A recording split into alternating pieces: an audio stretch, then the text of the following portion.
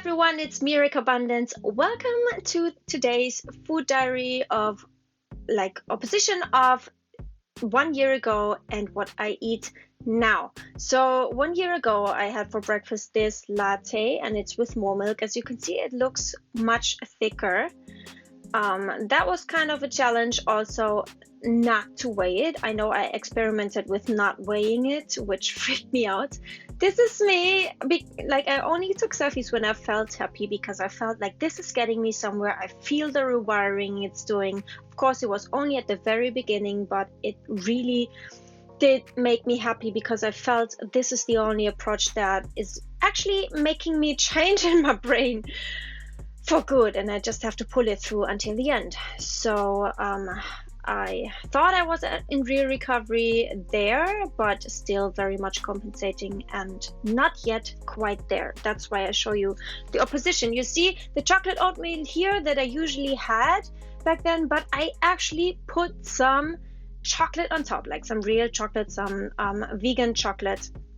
That was a huge step for me, like just adding some non-whole food thing on top of there, which, you know, it's just, for me, I started there at that time to kind of realize, like, where do I draw the line? Like, even plant milks or plant yogurt, my brain did not consider as whole food just because there was fiber taken out of it.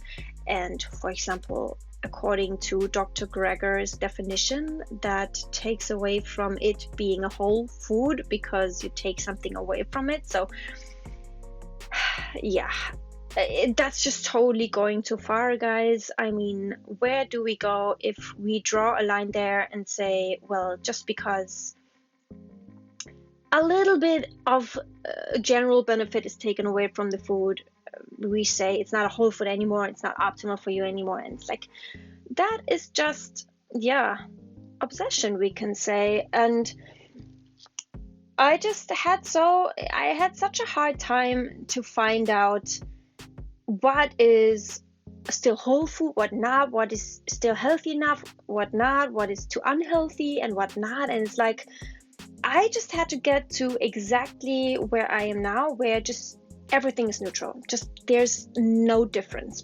Because how do you justify where you draw the line? Like, if you draw the line where I just said that there can nothing be taken away from the whole food and nothing can be altered, then one thing is for sure, that you are having or going into an eating disorder, because you cannot live in the modern world with this kind of obsession and this kind of rules. And so if you want to get away from that, you have to free yourself from all of the rules. So adding the chocolate, the non-whole food chocolate on top of my oatmeal was a big step on that day. And yeah, but still the volume of the oats, you know, was still very, very high, very volumized and manipulated.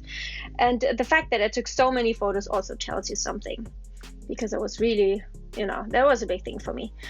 This was a bar that I had as a snack, a nut date bar, which is a big thing for me, or not anymore, but was there. And you know, it's just as dense as food can get, I think, or at least for whole food.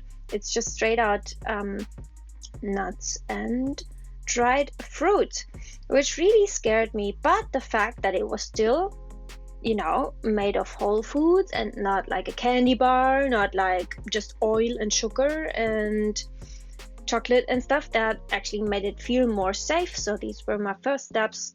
But I really, you know, I knew I had to get to the candy bars at some stage, you know, but I was not ready to think of that kind of level then yet.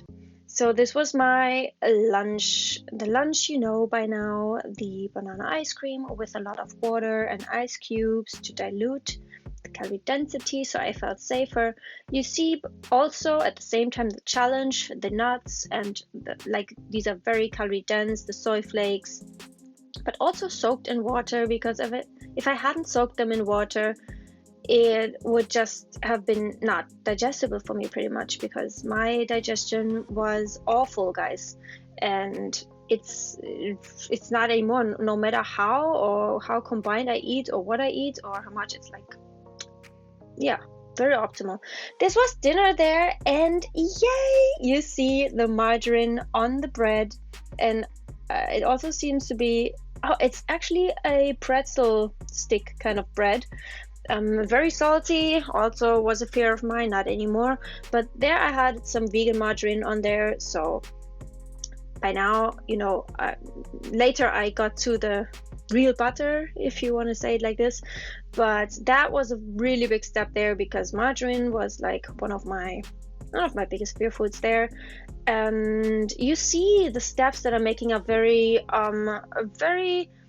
yeah, you can just see it, you can notice it, and that's how it's going to continue this year. So stay tuned for these. This is what I eat now. It's what I ate a week ago.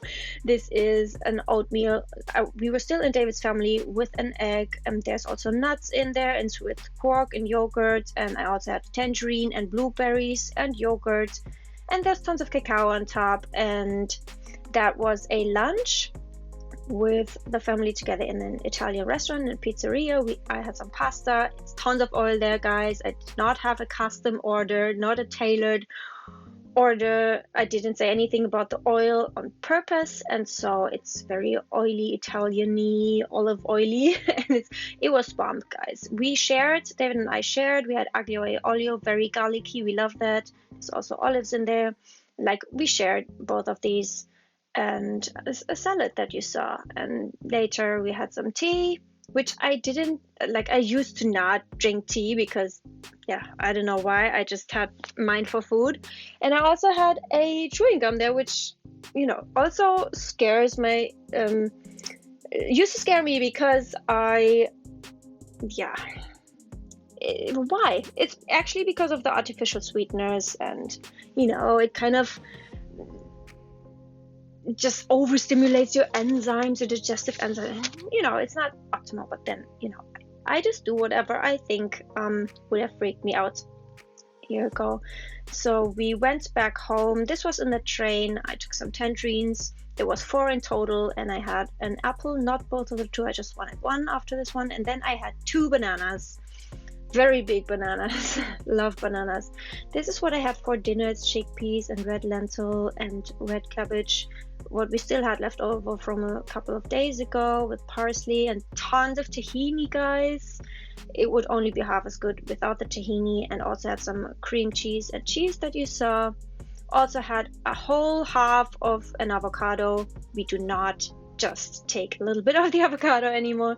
And that was my dinner for that night. And yes, I hope you like these videos.